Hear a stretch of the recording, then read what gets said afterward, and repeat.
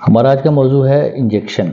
Injection को आम ज़ुबान में जैब्स या शॉट्स कहते हैं, जे बी जैब या SHOT शॉट। तो लेकिन मेडिकल टर्म में इंजेक्शन एक ऐसा तरीकाकार है कि जिसमें एक डोज दी जाती है मेडिसिन की, किसी भी जो कि लिक्विड फॉर्म में होती है, और एक सिरिंज के ज़रिए से ट्रांसफॉर्म कर दी जाती है बॉडी के अंदर, चाहे वो मसल्स में लगाएं चाहे वो किसी तरीके से लगाएं, जो आगे हम देखेंगे। तो इसको ट्रांसफ़र करने के लिए मेडिसिन को एक इंजेक्शन सिरिंज यूज़ की जाती है, जिसमें ये सिरिंज के पार्ट्स हैं, पिस्टन है, ये सिलेंडर है, ये इसकी नीडल पार्ट है। तो मेडिसिन को इसमें भर के स्किन के थ्रू जो है वो किसी पेशेंट को दे दी जाती है।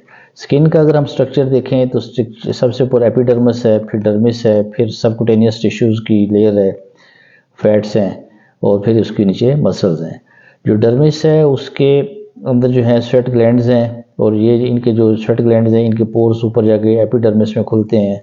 हेयर फॉलिकल्स नीचे होते हैं और हेयर बाहर निकल आते हैं स्किन से। तो ये तो रफली एक स्ट्रक्चर है। इसी तरह नर्व फाइबर्स होते हैं इसमें। तो लेकिन अगर ब्रॉडली देखें तो एपिडर्मिस, डर्मिस और सबकुटेनियस फैट टिश्यूज और फिर नीचे मसल्स हैं। तो अभी हम ये देखेंगे कि आया इंजेक्शन देने की ज़रूरत क्या है, आया ये एक नफसियाती ज़रूरत है, या आया इससे या इससे कोई ख़ास फ़ायदा भी है, या इसकी क्या इंडिकेशंस क्या हैं।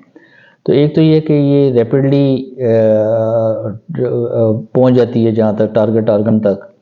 दूसरा ये कि सिस्टेमिक होती है, चूँकि आप ड्रग में या मसल्स में या सबकुटेनियस जिस तरीके से भी देते हैं, तो मेडिसिन जो है सिस्टम के अंदर डायरेक्ट दाखिल हो जाती है और गैस्ट्रोइंटेस्टाइनल ट्रैक्ट्स को बाईपास करती है।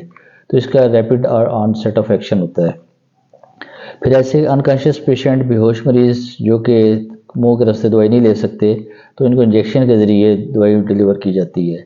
इसी तरह कुछ पेशेंट्स में मेडिसिन में कुछ पेशेंट्स में मेडिसिन जो है वो कंट्राइंडिकेटेड होती हैं कि ओरली ले सकें वो, तो वो बाय माउथ नहीं ले सकते, तो फिर उनको IV, IM या और डिफरेंट रूट से दिया जा सकता है। और उसके अलावा रिप्लेसमेंट थेरापीज़ में या न्यूट्रिशनल रिप्लेसमेंट्स में दिया जाता है, जहाँ पे न्यूट्रिशन देनी होती है बाई IV इंजेक्शंस, तो वो देते हैं। तो उसमें IV इंजेक्शंस भी दे सकते हैं, IV इन्फ्यूजन्स भी दे सकते हैं, यानी कि ड्रिप में इंजेक्शंस ताकत वाले या न्यूट्रिशनल एलिमेंट्स डाल के वो दी जाती है। तो इंजेक्शंस के डिफरेंट टाइप्स हैं, इंट्रामस्कुलर हैं IM, इंट्रावीनस हैं IV, सबकुटेनियस हैं, इंट्राडर्मल हैं ID, इंट्राकार्डियक हैं, इंट्राथोरेसिक हैं, इंट्रा आर्टीरियल हैं।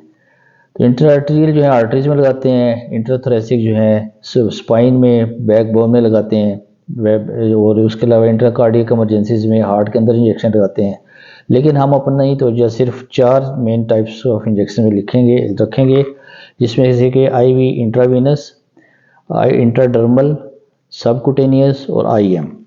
IV जो है, जैसे कि ये मैंने इसी की सिंप्लीफाइड फॉर्म में स्किन की स्ट्रक्चर बनाई है। ये एपिडर्मिस है, ये फिर उसके बाद डर्मिस है, ये सबकुटेनियस टिश्यू है, और ये नीचे उसके मसल्स पड़े हैं। तो जो इंजेक्शन, ये जो मेडिसिन आपने इंजेक्ट करनी है, यहाँ पे वेंस पड़ी हैं, वेंस पे करनी है तो उसको इंट्रावीनस कहेंगे। वो यहाँ से दवाई को, मेडिसिन को वेंस के अंदर डायरेक्टली ट्रांसपोर्ट कर देगा, और that is called intravenous injection. जैसे कि एंटीबायोटिक्स हैं या पेन किलर्स वगैरह होते हैं। इंट्राडर्मल जो हैं वो स्किन के अंदर लगते हैं, जैसे वैक्सीन वगैरह हैं या टेस्ट वगैरह करते हैं, एलर्जी के टेस्ट वगैरह।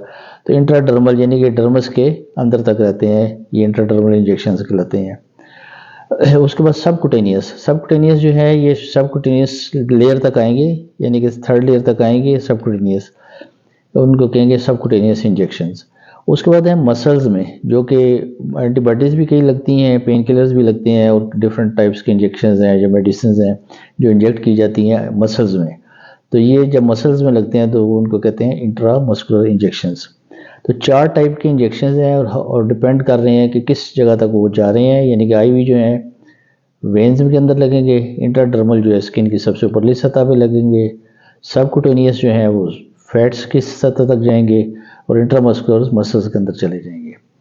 अब ये है कि जब ये इंजेक्शन लगा रहे होते हैं तो हर एक इंजेक्शन का अपना प्रोटोकॉल है, उसको अपने तरीके से लगाना है। यानी कि क्योंकि उसको डिपेंड इस पर करेगा कि कहाँ पे लगा रहे हैं। कि फॉर एग्जांपल ऊपर वाली स्किन को लगा रहे हैं तो इंजेक्शन का एंगल थोड़ा कम होगा, अगर बहुत नीचे जाना है तो नीचे तक आपको ज़्यादा इंजेक्शन का एंगल करना पड़ेगा। ये एक पिक्चर मैंने बनाई है जिसमें डायग्राम में यही दिखाया गया है कि कौन सी किस्म का इंजेक्शन कौन से एंगल पे लगेगा।